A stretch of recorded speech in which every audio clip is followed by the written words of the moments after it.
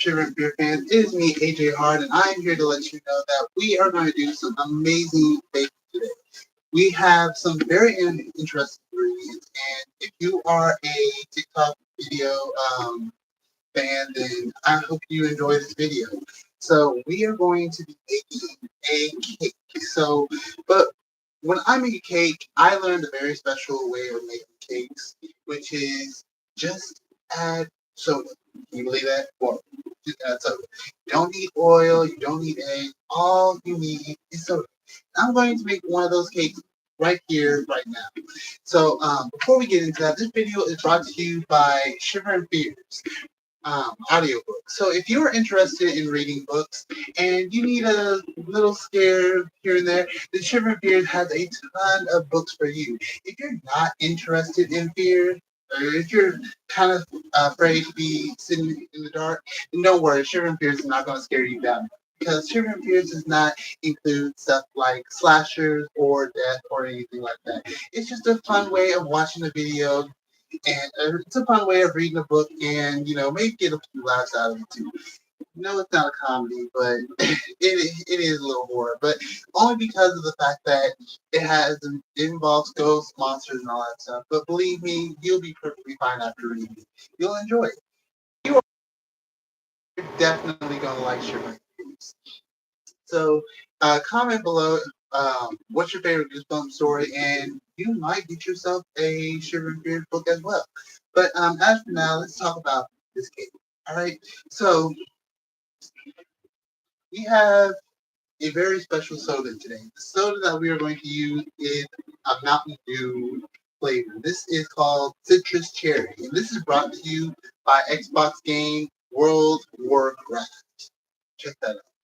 Now, I've never played World WarCraft, and I really haven't played Xbox games, but I do know that Mountain Dew is sponsoring Xbox at this moment when I got the soda, so we're going to go ahead and try it. All right, so simple stuff. We're going to keep it simple this time. I mean, usually I have cakes and I add like special sprinkles or caramel and stuff like that.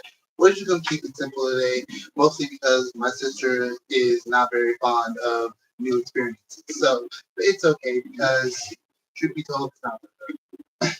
But we're just gonna keep it simple. But anyway, so the cake that we're going to use now is from Duncan Hines, and it's a classic white cake. So we're just going to use this classic white cake in our mix. And before we do that, let me see if we have. I guess we don't have any views. I just want to check to see if we had any views. I think it's weird how.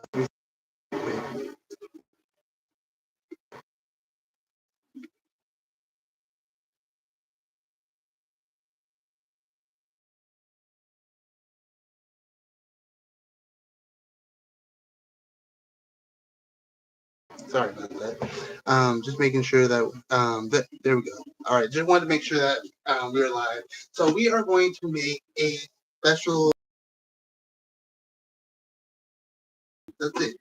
All right. So we have all the stuff here. We have our bowl and our mixer.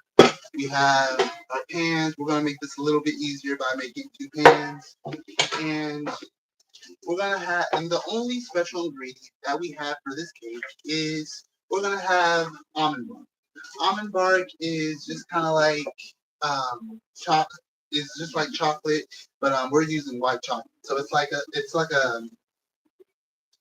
the stuff that you use for special stuff like making edible. Um, I can't even say it. It's just almond bark, but I mean it tastes pretty good.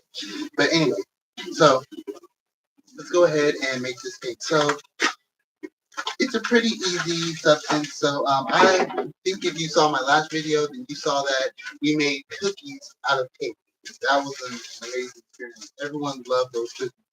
And one thing that we did with them was we used that substance, and then we covered it with popping candy from Hershey. So that was a good experience. People loved it. So let's go ahead and open up our cake mix.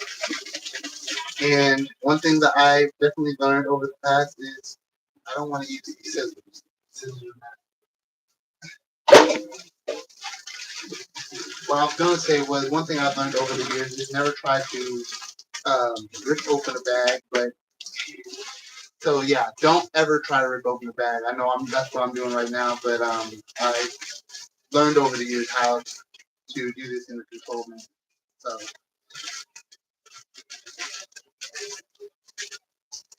all right, and we're just going to put it into the bowl. That's it. We're just gonna pour the whole thing into the bowl. Now, what's interesting about this procedure of making cake is when I first did this, I was kind of freaked out because after I poured in the cake mix and the soda, I was like, oh snap! Did I forget the eggs? Did I forget what was supposed to go in? It was like, no, you just need cake mix and soda, and it felt so weird to do. It felt so weird to do because of the fact that that's all. I didn't have to remember to add anything else. All right, so we're gonna go ahead and add our soda, our citrus, our citrus cherry. All right, so it's gonna kind of have a cherry flavor to it. All right, and it's best always to use a canned soda. So if the soda that you want to use is like in a bottle, then try to make sure that you have the exact amount of soda that comes from a can.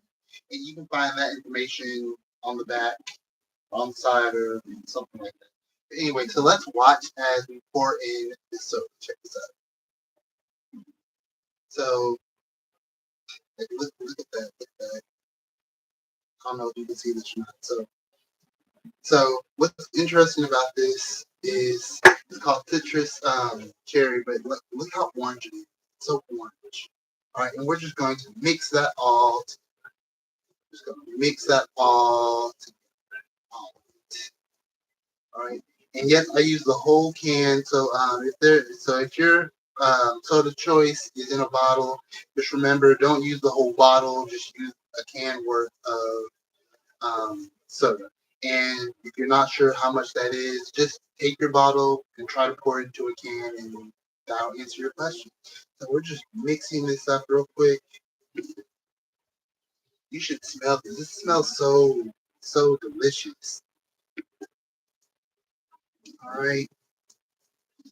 And I mean, like seriously, it's that simple. Like you don't have to worry about um, adding too much. You don't have to worry about adding too little. You don't have to worry about adding ingredients and stuff like that. It's that simple. So we're gonna stir this up. And I'm just gonna put this down because I don't want to hold this whole thing because it is kind of heavy. I mean, not heavy, but I mean heavy in a way where it's like, okay, I'm getting kind of tired of holding. All right, and we're going to whip it around, you know. And don't think that the reason why I'm using this material is because I have to be gentle with it. No, you can use any kind of blender you want to. You can use a blender, you can use a spoon. I just, truth be told,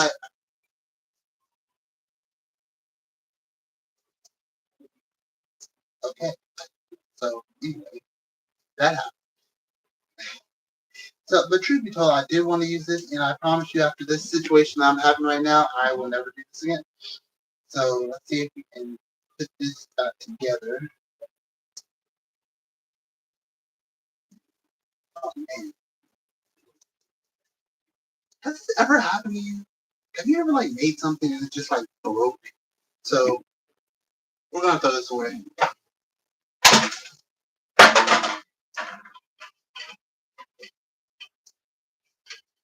and we're just gonna use a spoon. So learn my lesson there. Has that ever happened to you where you're like, making something and like something odd happens, like something breaks or something like that? Yeah, that's totally a humiliating situation. All right. Yep, and we're just gonna mix that. It smells so good. So while we're mixing, let's see what kind of comments we have here. We have some people saying, "Hi, what are you making?" So yeah, we're making some cake. Good to see you guys. I'm glad that you guys are liking my videos. Be sure to check out those shorts because those shorts are pretty hilarious. And I'm just trying to reach out to the audience. Hopefully, you are a TikToker who has seen my videos. Those are pretty hilarious as well, entertaining and all that stuff. We're still working on what content to use for the videos and stuff, so that's why I haven't posted a lot lately. But yeah, we're gonna mix this up, and oh yeah, we gotta turn up the oven too. So let's turn that up to 50 because we don't want to have a mistake where we're cooking it and we didn't even have the right heat. All right, this cake is looking pretty good. It looks so orangey, like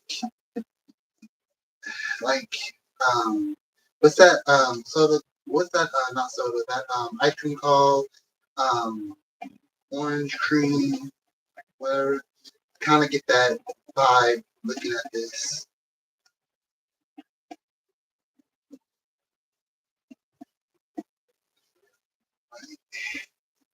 Mix it a few more times.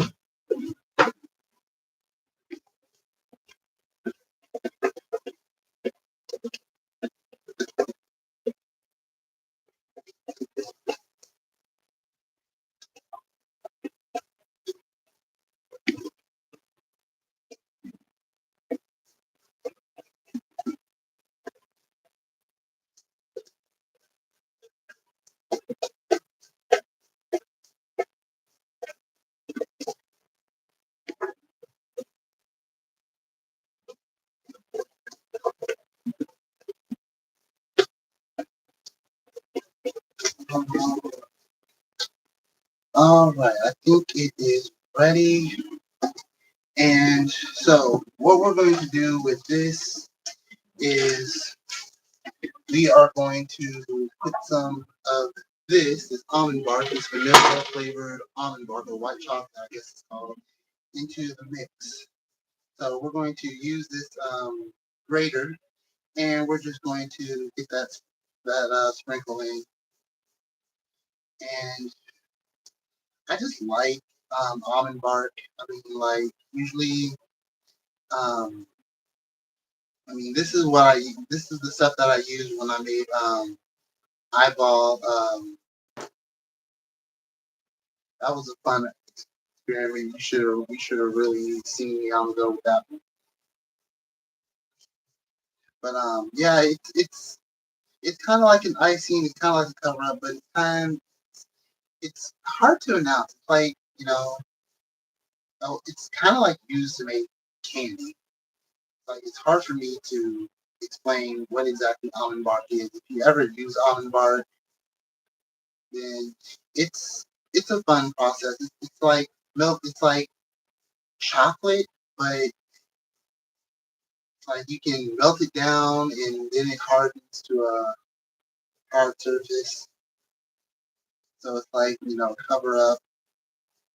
All right, and we're just going to. I'm going to try to use this as much as possible, but hopefully I don't break my hands in the process.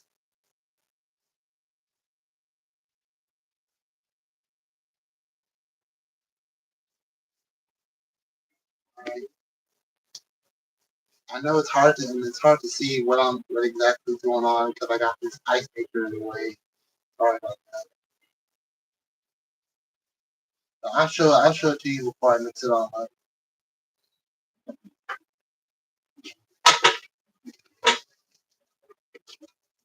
And we will be using some more of this stuff when we make the cake. But like look at that so far. So we have we're just gonna mix that in. It kind of looks like flour, but we're gonna mix that in as much as possible. Mix it all up. All right. And then what we're going to do later is we are going to put some more once it's baked. All right. So tell me in the comments what do you think about this cake so far? Does it look yummy? Is it something that you will want to try? Yeah, you can do this with any cake, any soda. So like, there's no limit. Like, you can do root beer with chocolate.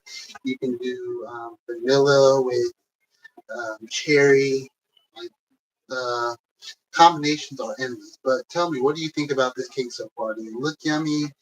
Would you want to try it? I definitely want to try this. All right. So got all of that. I want to make sure that's all mixed pretty good. And now we're going to pour it into the pan. All right. All right.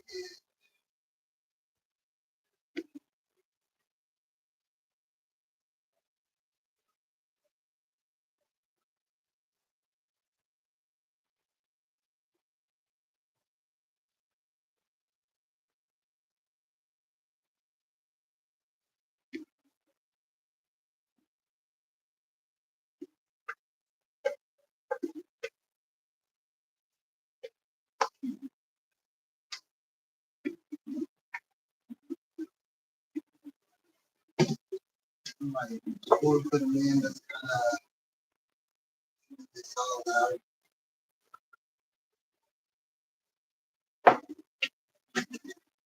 Feel like we want this thing,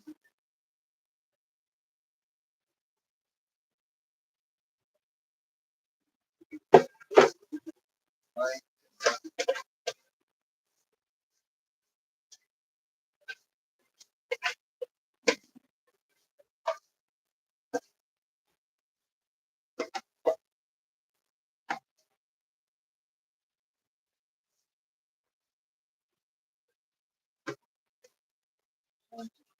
Every last drop.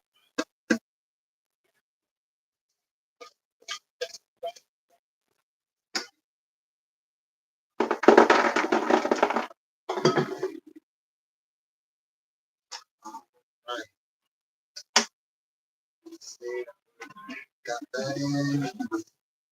Shake this up. Even.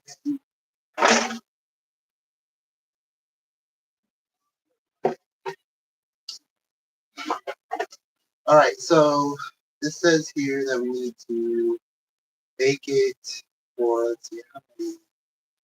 So this is like a 1 meter. We're gonna say about 30 minutes. I mean, everything kind of around, right? Like,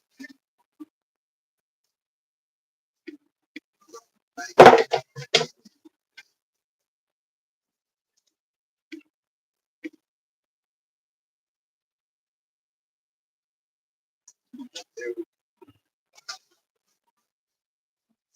shake that in a bit. Look how yummy. Look how yummy.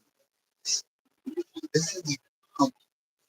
Have you ever had an orange cake? That's very interesting. Have you ever had an orange cake where you didn't have to like color it?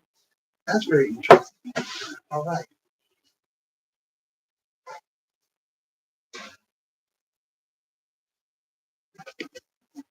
And we are going to close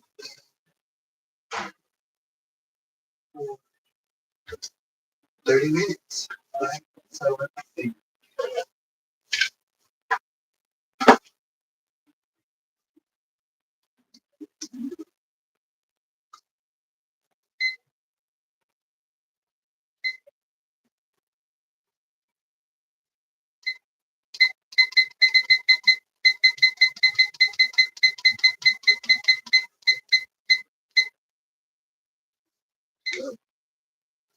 All right. So we have our timer set for 30 minutes. All right. So like I said now, so you use our soda. So I just had to make sure that there was none in. And we'll use this cake batter. Let's taste what this cake is like. Mm, that good. That is good. That's gonna try not to. All right, and then let's just clean up.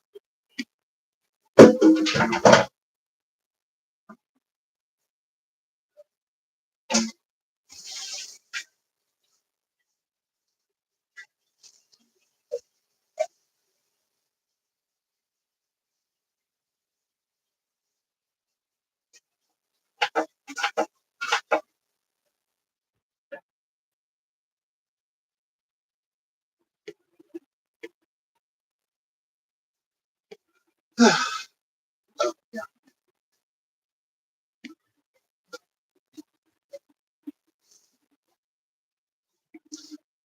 So, like I said, like this is a very fun experience to do. Making cake with just soda.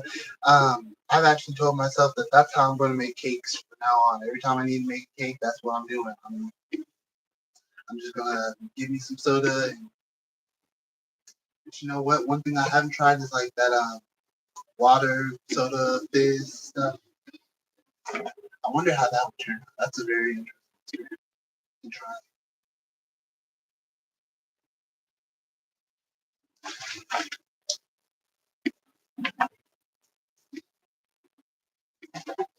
All right. So let's see what kind of comments we have.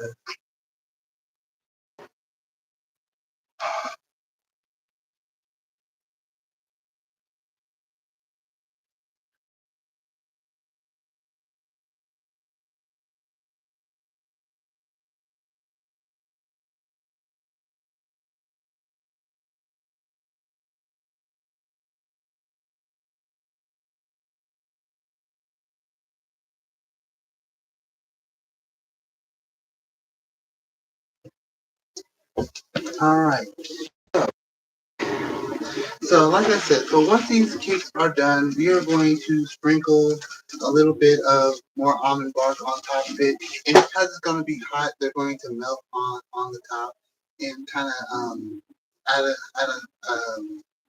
give that flavor into it. So, but yeah, if you're ever interested in making a cake, you know, you probably don't have eggs or you don't have oil, just grab a can of soda, you know, go to 7-Eleven and get yourself a can of soda, and voila. So we're going to, usually at this point, this is where I kind of cut off the video because icing it takes a while or, you know, it takes a long time. But since we're so done early, we can go through the whole entire process now. So anyway, as for now, um, let's talk about sugar and beers. So I actually have a book right here that I want to introduce to you. So let me go get that.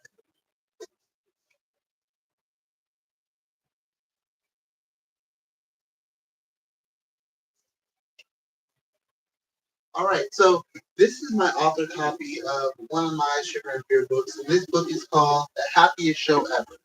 So after we wait for the cake, let's talk about the happiest show ever. Which um, hold on, hold on.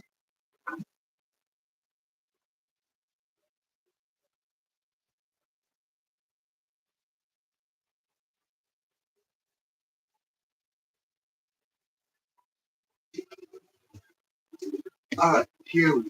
All right. So this is Sugar and Beers, the happiest show ever. And I want to talk to you about, you know, why I came up with the title, what's it about, and all that stuff. But definitely don't want to spoil it for you. I definitely want you to read it. So, the happiest show ever is part of the Sugar and Beer series. It is number 30. So it is 10 stories behind where we're at now. So this story was made sometime in this was made in April. So book was made in April, probably last year or so. April of 2020. Oh, so this has been out for a while now. So it's been about it's been nearly 5 years. 4 years so far, but almost five. So this was made 4 years ago. And this story is very interesting because the title kind of plays with your mind a little bit because the title is called The Happiest Show Ever, but knowing Shiver and Fears, if you know Shiver and Fears, which you should, but if you don't, Shiver and Fears is a thriller fiction for kids, and the title, The Happiest Show Ever, is kind of throw off. So let me tell you where this idea came from. So I was wanting to make a story about how little kid shows are not as um, happy and friendly as they seem, which I guess that story idea kind of came up some kind of way because I hear there's a horror show movie about some guy who makes a kid show who kidnaps kids and stuff. Well, this show does not kidnap kids, nor remember, Shiver and Fears is not a slasher series. It's just a fun little monster ghost supernatural story. So I wanted to make a story about how what seems friendly is not always friendly. Kind of giving you like the Slappy of the Goosebumps, the Chucky of the whatever series or whatever it is. Um, I wanted to give it that vibe. So this story is about how a boy has to watch over his cousin.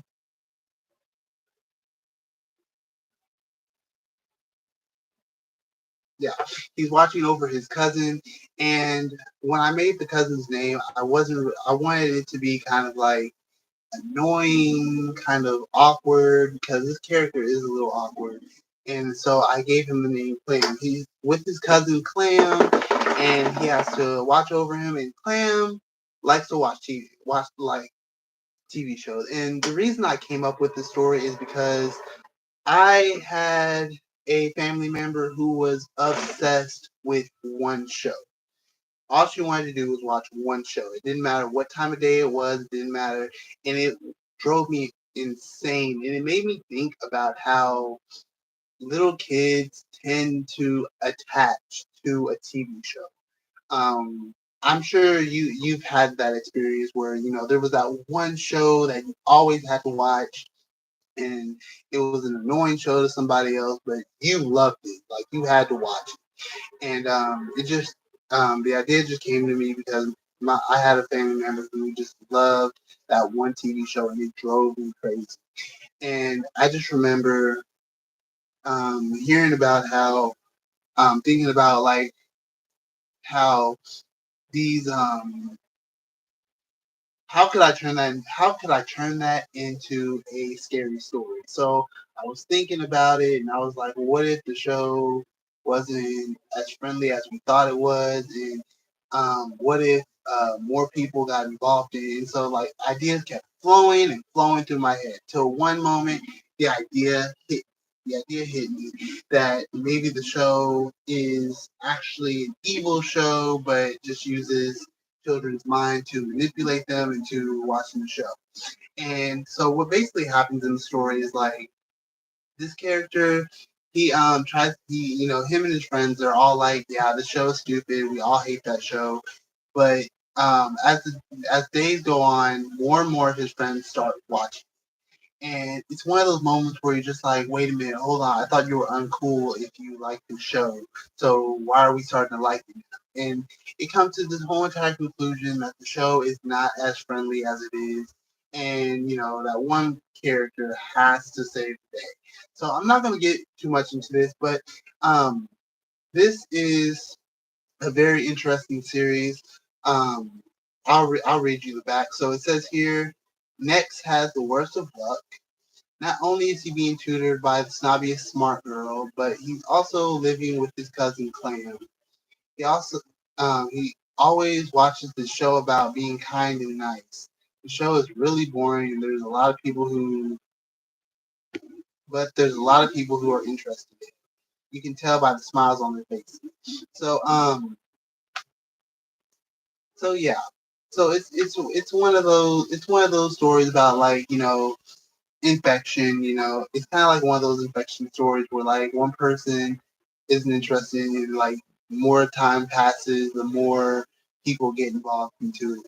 I've seen a lot of those kind of stories in supernatural shows, scary movies where there's this thing and like more people are getting infected. I call it an infection story because that's kind of what happens. In fact, I was watching Buffy the Vampire Slayer just a few days ago, and there was an episode where these kids all had to watch an egg, and then like apparently like the egg had some kind of beast within it, and like more people were getting infected to serve the mom. It was very weird, but it's basically like that. Um, so yeah, so this is a story that you'll probably like. This is the 30th story, as I told you. I don't know if you can see it or not, but the cover has a TV with a evil grin and the hand is reaching out to it.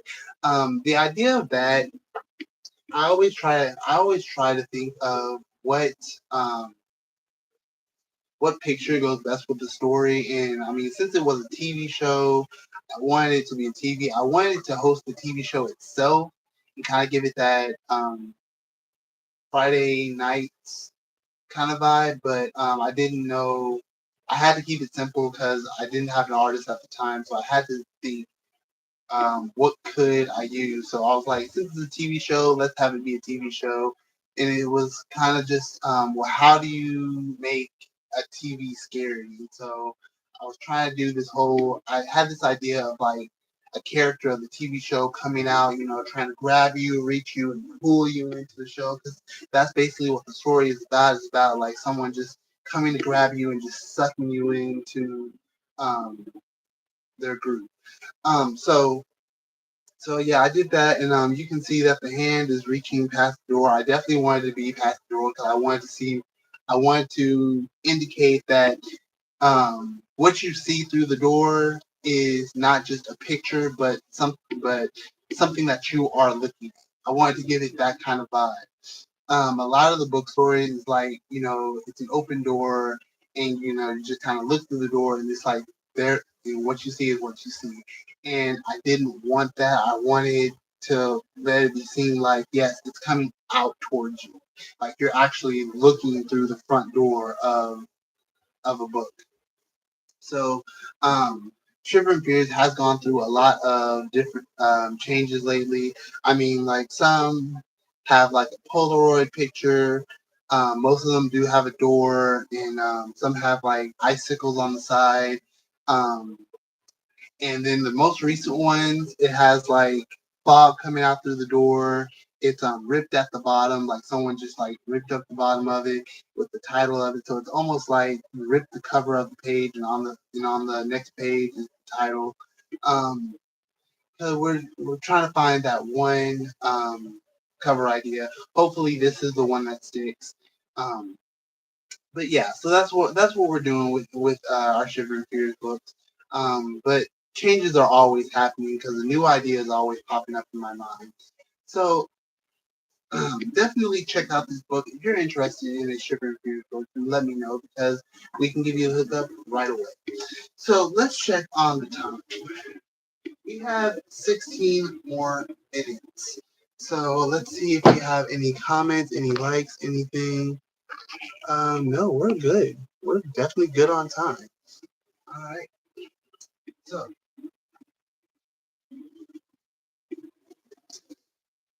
oh yeah, I almost forgot.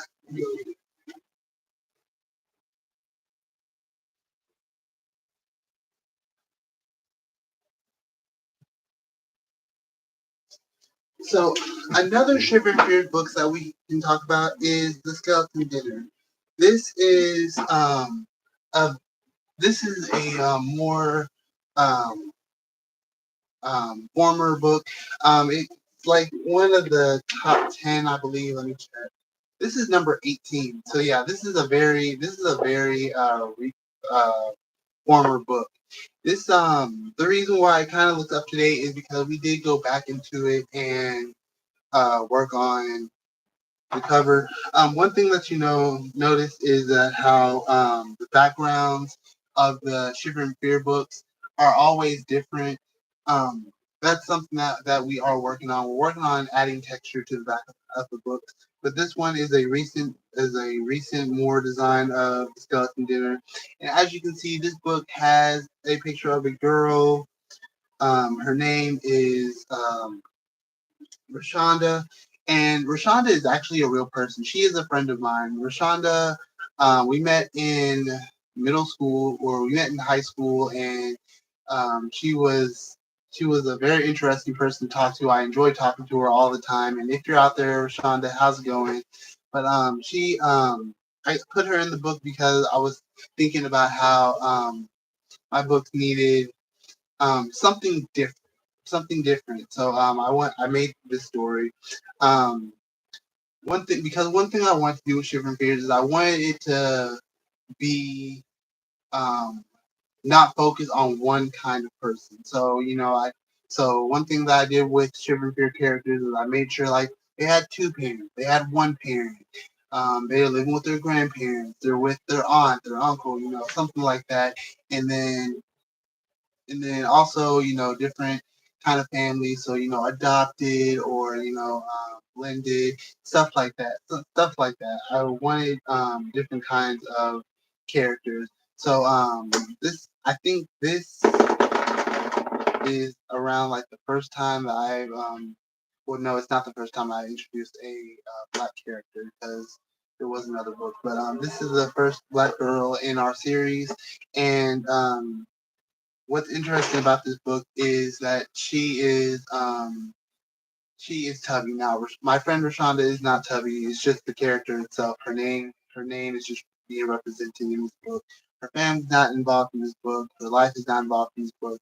It's just this character is just named after her. So anyway, this girl, she's Tubby, and she's just one of those girls who, like, I don't really care. I know I'm Tubby, but it's all right. I'm perfectly fine with it. And what happens in the story is that she runs into this guy who introduces her to this restaurant. And basically, what happens at this restaurant, or what's supposed to happen at this restaurant, because this book is very recent, and at the time wasn't sure how I wanted the stories to go, but I did have an idea on how I wanted the story to go, and it kind of just moved in all sorts of directions. But how the story is supposed to go is that she goes to this restaurant, and they feed her, and she eats and eats and eats, but she never gains any weight. In fact, she starts losing. But she just gets more hungry, and the more she eats, is the more that she becomes thinner. So it's kind of like a win-lose situation, because if you can see through the book, you can see that one of her hands are a skeleton hand, and you definitely can't see this, but in the background you see a whole bunch of skeletons.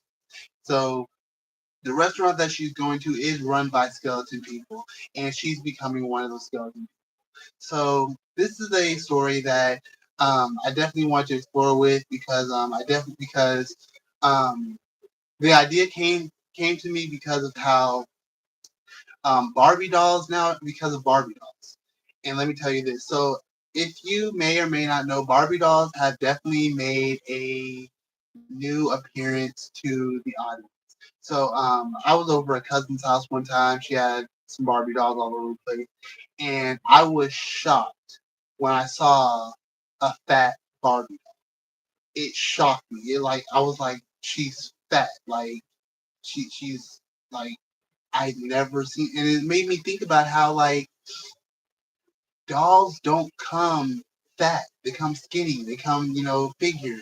And that was around the time that Barbie was trying to make it more diverse. So they had blind Barbie, Barbie in a wheelchair, Doctor Barbie, Barbie astronaut. They were doing all sorts of things with Barbie, because they were saying, like, she's not just a model. She's not just a pretty girl wearing. She's just not a blonde, who's doing, like, all this beautiful stuff. She's not a man attraction. She's a person just like you and me. And, like, when I saw that fat Barbie, I was like, wow, that is something very different. You don't see fat dolls.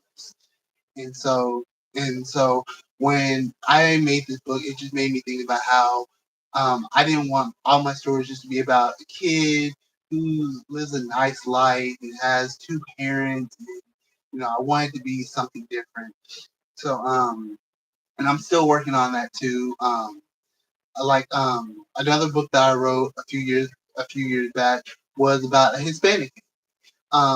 There's people in the book who actually speak Spanish words, and so that's sort of the stuff that I want to do with Shiver and Fears. I want it to be diverse, and be able to reach out to different kind of people because everybody doesn't live the same life. And you definitely want to do that with your books as well. So this is Skeleton Dinner. If you want to check it out, definitely check it out. See what it's about. See if you like it. And hey, Rashonda, if you're out there, I'm hoping you're enjoying this video. So let's move on to another one.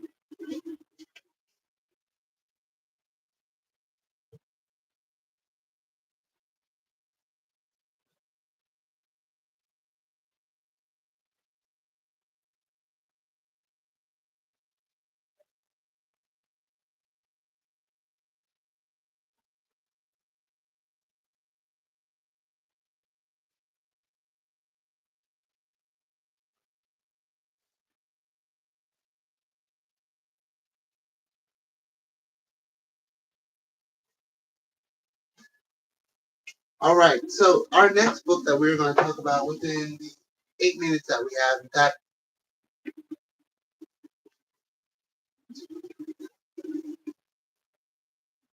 sorry. In fact, let's check on that cake right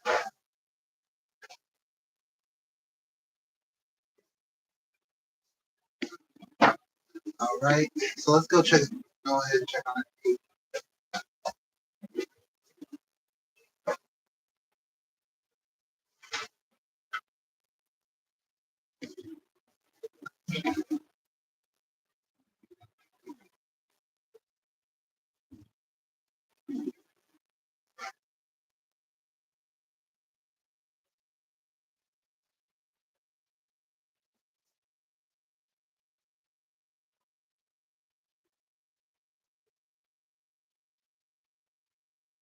I think we're good. Okay.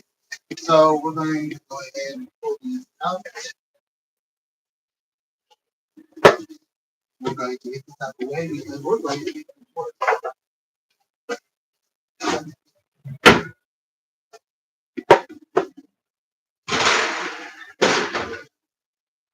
And we're going to immediately start grinding more almond bark on the sticks.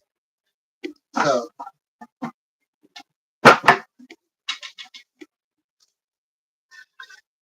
so we're going to add some more almond bark.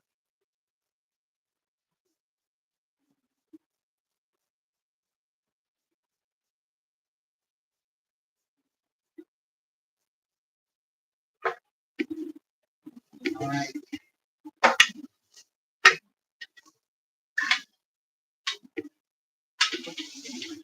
Try to be careful not to touch this.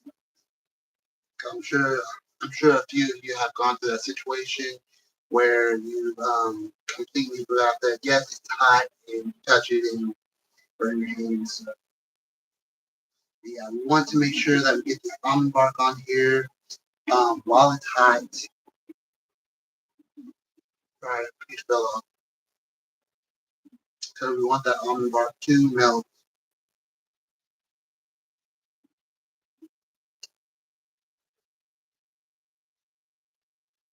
Really use as much as possible.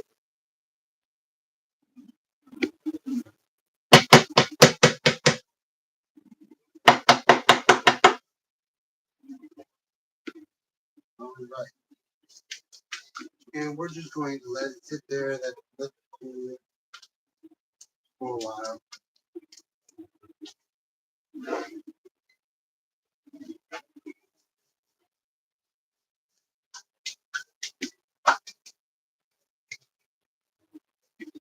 So if you could smell these cakes are wonderful. I wish I could give you a close up, but they are hot.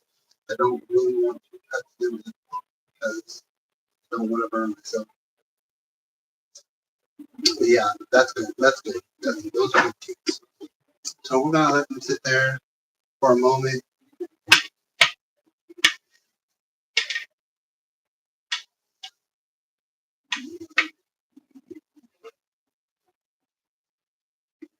But yeah, we're just putting some almond bark on them, get that sprinkle look. And that thing is don't actually have icing. We don't have any icing. So we're not going to put any icing on them, but we are going to just do a little bit. So once these are cool off, we're going to give these a couple of minutes to cool off and pull that almond bark.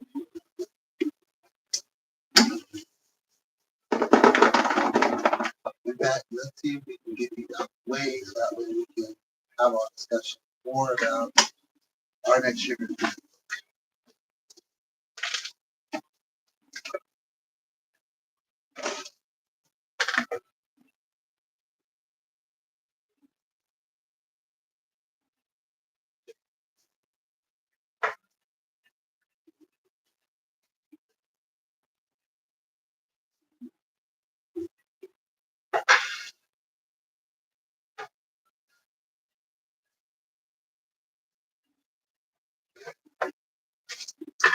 All right, so once we're all right, so our next book. This is the book that I was telling you about, where it has Spanish speaking language. So this book was actually made because of a contest, and it's a very funny story as the story of the contest, not the book itself. But this book is called "Haunting of the Halloween Kids." So the story behind this is that there was a contest where where I talked to a teacher and I told her like, hey, I want to give your best students a book. I want to give your best students a prize. So I had this first place, second place, third place, just in case there were multiple kids who won. Well, what happened was two kids got to win the prize. And what was crazy about it was they had the same prize. They had the same prize. And it was very disappointing because of I had this whole entire idea of, the second place winner gets an audio book, while the first place winner gets an audio book, um, and it was like, well, they're not that great. So I was like, well, then I'm gonna have to go ahead and put this person into my next story. Or no, that was the prize. I remember now. So that was the prize, was that they get an audiobook and they get to choose and they get to be in the next story. Well, I felt kind of bad because I'm like, well, that probably doesn't really enthusiasm them enough. So I was like, okay, well, okay, you get an audiobook and you get to be in the story, and hey, you even get to pick the next story that you get to be in. So that was a very interesting experience, and this was around October. This was around October. So this was probably like the end of September. This was the end of September coming into October, and this was one of the choices. He chose this one because Halloween was coming up, which means I had a whole month to create this story. So usually when I write a story, it takes me about maybe a month or two. Um, it can take a month if I'm just slow and coming up with creative ideas. But I literally had to write this within a month, and so I made the book within a month. I made the deadline, gave it to the kid, and even told him, hey, before I even made this book, I said, hey, who do you want to be in the story as well? And the kid said, well, I want it to be my cousin. And so I was like, okay, so you and your cousin get to be in this book, and it's called The Haunting of the Halloween Kids. So this story right here, this book does include real people. not their real life, just them particularly. And this story is about how this kid moves into this neighborhood and they don't celebrate Halloween. Halloween is coming up in a few more weeks and stuff, but nobody celebrates it because apparently there's this curse that says that if you go out trick or treating, you run into the Halloween kids, and the Halloween kids are just kids who ghost kids who wander around trick or treating, and if you run into them, then you become one of them. So. This was an interesting story. The idea of the story came to me because I had a dream. I had a dream. It was a very strange dream. It was Halloween, and all I remember about the dream was that there were these kids who said, trick or treat, we're not trick or treaters anymore. It was a chant. So they were saying, trick or treat, we're not trick or treaters anymore. And I woke up from the dream and I was like, what? They're not trick or treaters anymore, so they're ghosts. And so I just can't, and I just thought about, well, why are they ghosts? Why are they not trick or treaters anymore? And so the haunting of the Halloween kid came into mind. So this story is about how a group of kids, the whole town does not celebrate Halloween. They don't celebrate Halloween because if they run into the Halloween kids and they become one of the Halloween.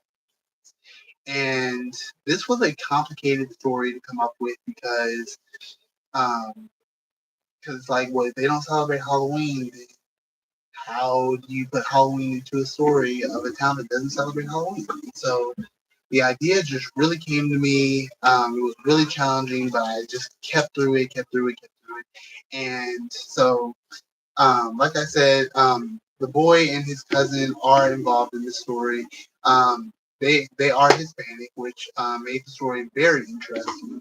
So that's why there are some Hispanic words in here. So I believe that the Hispanic culture will like the story as well as the American culture. And so, yeah, definitely check out the story right here. As you can see, the cover is completely gray. Around this time, I could not create the cover like I wanted to. I just had to use the picture, and so I just had to put the cover. I just had to put that picture on a platform. I didn't think about textures at the time. I was just thinking about color.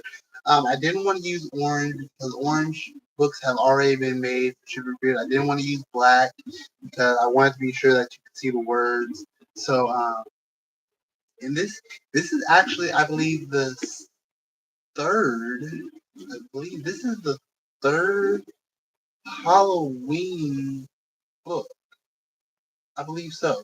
So I believe the first one is the Haunted Party, and the second one is the Headless Horseman's Son. So yeah, this would be the third Halloween book.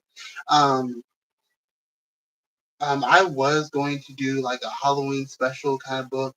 I wanted to do a book about New Year's where there was this rumor saying that the world was going to end in at a certain point in time, and then just find out that it did end. It's a new year, but I couldn't. But it wasn't scary enough to make, so I just went ahead and scrapped it. It wasn't good enough to make it to a story. So anyway, so yeah, this is Haunting of the Halloween Kid. This is book number 34. So this book actually came after um one of the books that I said earlier.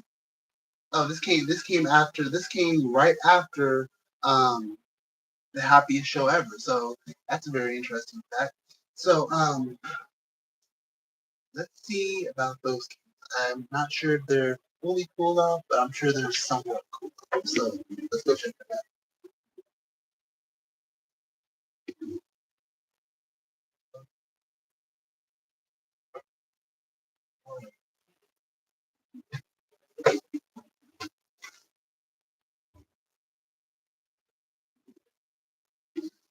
All right.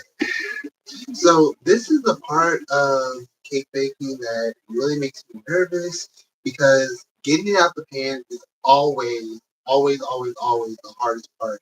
And I figured that these pans were non-stick because the water just kind of slipped off of it when I cleaned them. So let's see how this works.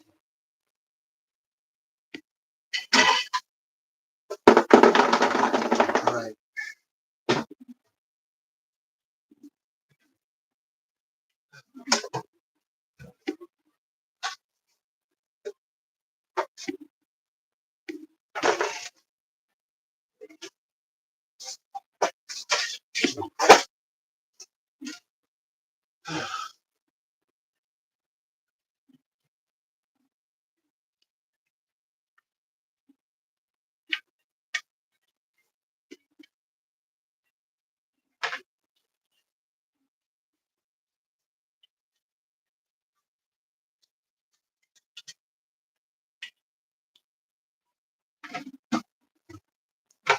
Okay.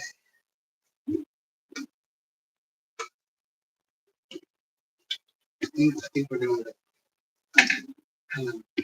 Barriers.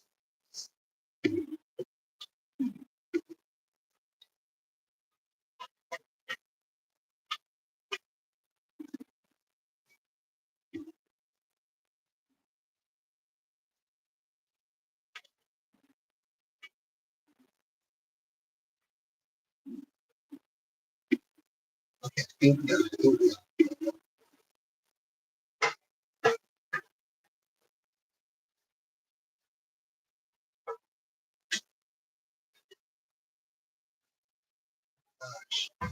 This is my first time ever doing this. I don't know. This is my first time ever doing this. Like, I know I've made caking videos before, but I'm like, this is the first time that I've like been able to pull a cake out without like messing it up.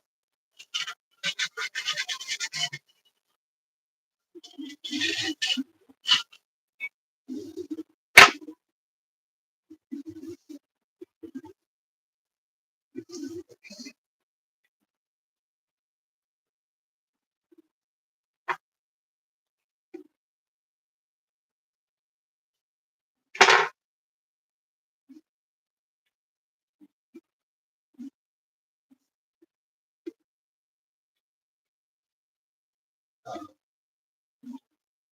pull it out.